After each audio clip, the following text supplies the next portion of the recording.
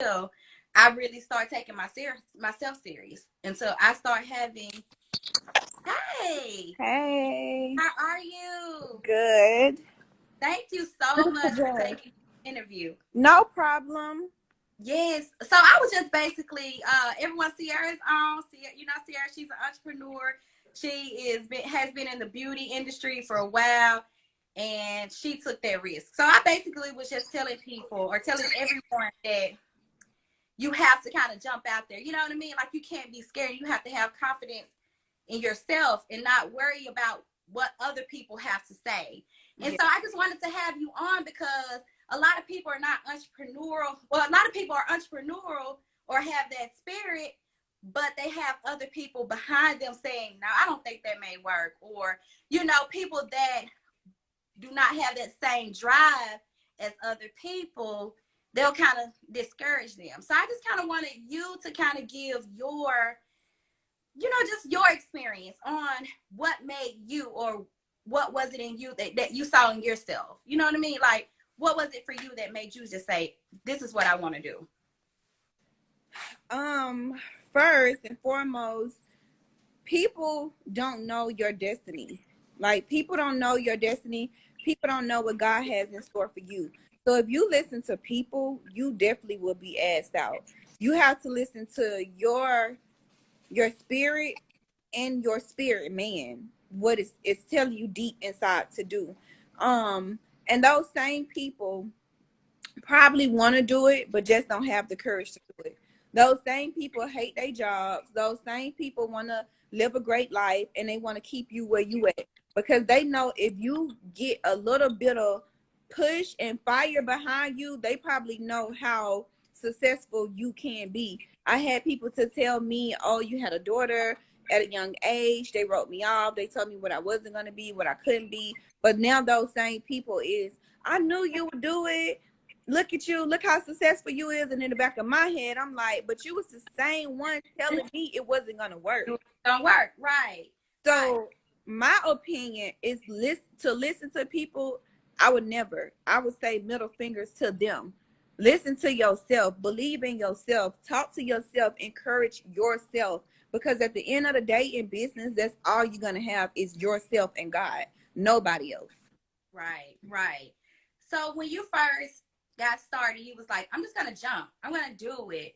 What was one of the most challenging thing for you, where you felt like after you put that behind you, like, I'm not listening, fuck what everybody else got to say? Like, what was it for you that was really challenging? Like, okay, I know I'm going to open up a salon, but what was challenging for me is having my daughter at a young age, having my daughter at 15 years old, and still and I didn't have money like that. I was broke, honestly, and I was going to place to place, till one night I caught myself sleeping in a vehicle. So that's when I was like, I got to get my shit together, and I got to show these people that I'm going to be what they said I'm not going to be.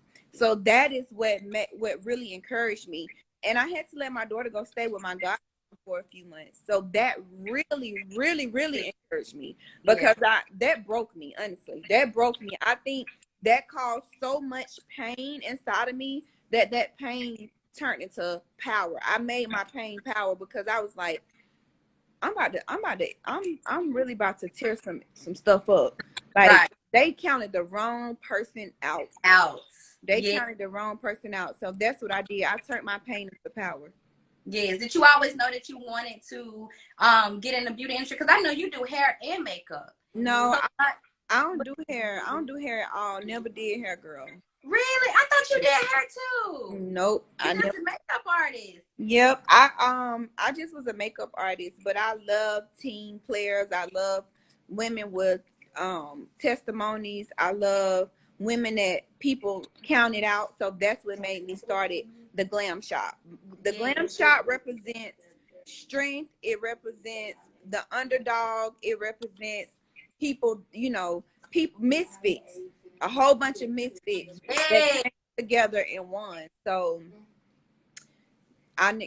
just makeup and a group of girls that's killing. That's it. So for me, I started out, I like to do special effects, TV and film makeup, you know what I mean? And so a lot of people, because I wasn't interested in like the cut creases and I like a natural editorial look, people say, oh, she can't do makeup, or she, you know, because I wasn't really into the Instagram, YouTube. I like to do the makeup the correct way. It was like almost like, oh, you can't do makeup because you're interested in a different type of makeup. And for me, that was a struggle. You know, I had to kind of get past that. It was like, my clients, the people that are for me. And so once I figured that out, what my niche was, it was easy. I was like, forget what everybody else has to say. But when you found your niche, how did you kind of grow your clientele based upon, okay, I know this is what I want to do, but how did you grow your clientele? The world is made up with trillions of people. If we all doing the same thing the same way, we ain't gonna eat. We're not gonna be getting no money for real. So you got to it could be 1,000 makeup artists, but every makeup artist got to have something special about themselves that sets them apart. So basically, with me, mine was brows. I was a great makeup artist, but my brows always killed. And that's what I went with. I Yeah. knew that, I wasn't the best in eyeshadow. I did the face nice and natural, like a natural glam, but I knew my strong part of makeup was my brows. So every time I did somebody's face, I laid the hell out of their brows because Wow. I know that would stick with them forever. So that made them come back to me and come back to me and come back to me. So I feel like in business, in life, in whatever you do, you have to find that one thing that sets you apart from anybody else. Okay. Okay. Gotcha. Um, a lot of times you don't always receive that help. You know, like you have people that say, okay, yeah, I know my girl Sierra, she does brows and she's really good at it. What was it when you decided to open up your salon and you chose the girls that you wanted to work with? How did that process work? Because a lot of people are into wanting to open up a salon. Like when you chose your players, what did you look for in your team? I looked at their hearts, honestly, then Wow. at their talent. Because you can hire some dope people who do really good hair, really good makeup, but their hearts are not right.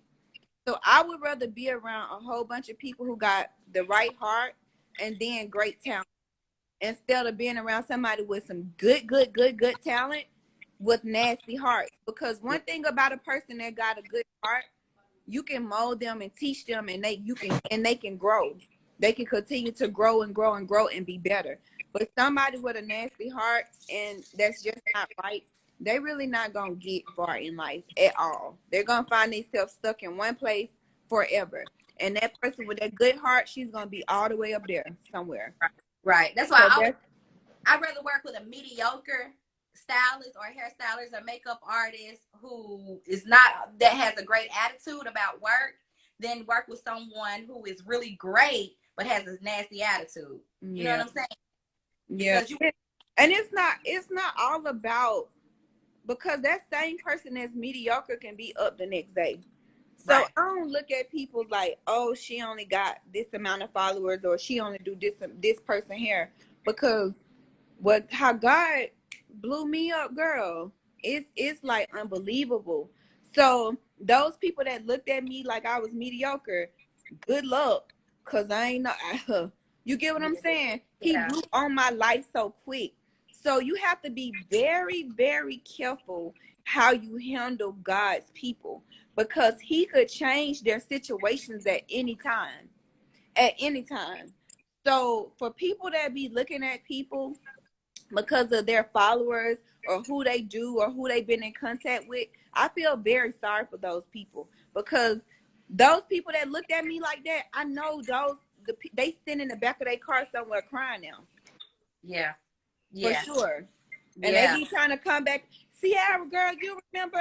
No, the only thing I remember about you is how nasty you treated me and Mm-hmm. how you treated me like the makeup girl because I wasn't skinny, or, you know what I'm saying? I didn't have this and I didn't have that, but I was hustling though. And my talent was good. But they looked past that because they were so into those followers and who I was around. Wow, And yes. that's why now I only hang with my boyfriend and my daughter and that's it, because people done did me too dirty when I wasn't where I am now.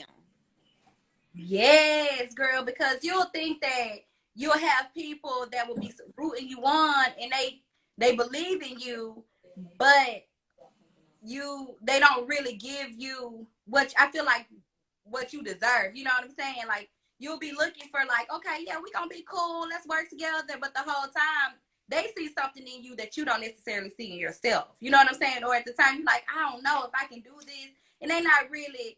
People see that you're gonna one day be successful, and they choose not to rock with you, or choose not to share your picture, or not come to you and support you. You know what I'm saying? And that right there alone will kind of hold you back or kind of hinder you. You know what I'm saying? You be looking for all this support from your city or from people that you think is gonna support you, who may necessarily not really rock with you or fuck with you like that. You know what I'm saying? So how do you get past that? When you want to. Let me tell this somebody on here talking about who want to get verified. Y'all stop taking people money. Can't nobody get you verified. Y'all money, and then they pay to get verified. Then you have a check for a day, and you wake up, it's gone. So, sir, please get off of this live taking these people money. They work hard for their money. Don't do that. Please don't do that. Yes, that's another thing too, where you feel like you have to be verified. You have to be someone on Instagram in order to like make my money. hustle's still the same. I woke up with a check next to my name. That didn't make me nothing. It make or break me. That don't mean nothing. My hustle have always been the same from when I had a check and when I didn't have a check. So yeah, don't look at that. And there's some great entrepreneurs out here that don't have a check, that's getting a bag, that's living a good life. So who cares about that? Me for one. Like I hustle and I have my way of doing things, but that does not necessarily mean that I'm not good at what I do because I don't have a check by my name. Yeah, they don't mean nothing.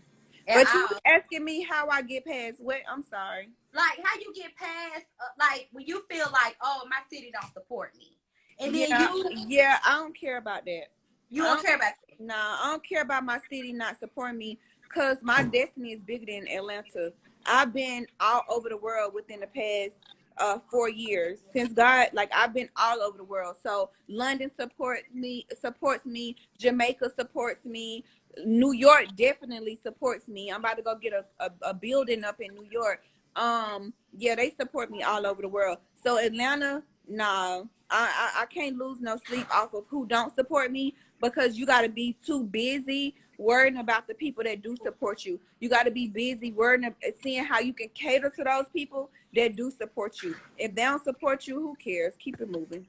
Keep it moving, right? Yeah. So when you built your clientele up, how well did you market? How did you market? Was it like word of mouth, or did you word of mouth? It's so yep. Word of mouth is so important, because you need to make sure that you're always leaving a great impression. Hold on. Paris. I'm sorry, I'm being ghetto. No, it's okay, girl. Paris.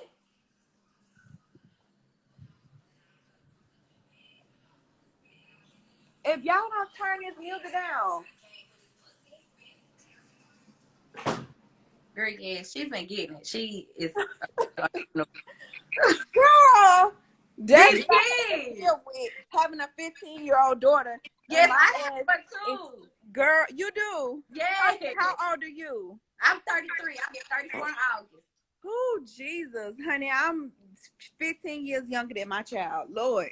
I'm like shy of 17 years younger than mine. So we grew up together too. So when you talk about that, I'm like, I was in the same kind of boat, growing up with my child and trying to figure it out. What did you ask me again? I'm sorry. It's okay. I think we were talking about like when you are like worrying about like your clientele and who rock with you. You know what I'm saying? Like when you're when word of mouth. Word of mouth. Yeah. So listen, word of mouth with me is very important, because you ain't got to post.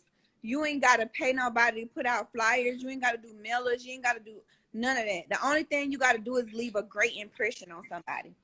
So with me, being nice is like my number one factor of business.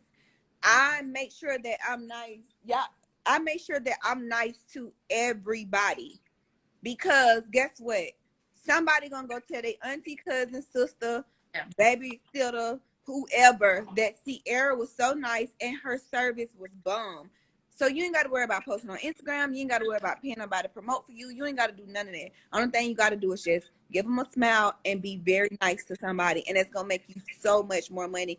And I make a lot of money to this day talking to people and being nice to people. I actually still walk up to people every day and talk about my business, and they be like, Sierra, Sierra. I'm like, yeah, that's me, but I'm still an entrepreneur and I want to promote my business. Right, right. Because you have not just yourself, but your girls that's at your salon that you're trying to build a business for. Because, you know, who knows, one day it could be like a franchise or, you know, or whatever. So, I mean, that's good game. Thank you so much for just that much, you know, that you give. I wish that we had more time with you, but I appreciate the game that you gave today. You dropped some little gems on everybody. Thank you, no problem. Yes. So maybe one day, girl, I'm taking one of your classes. I'm Okay. getting microblading. Thank you, boo. You're welcome. Bye-bye. Bye-bye.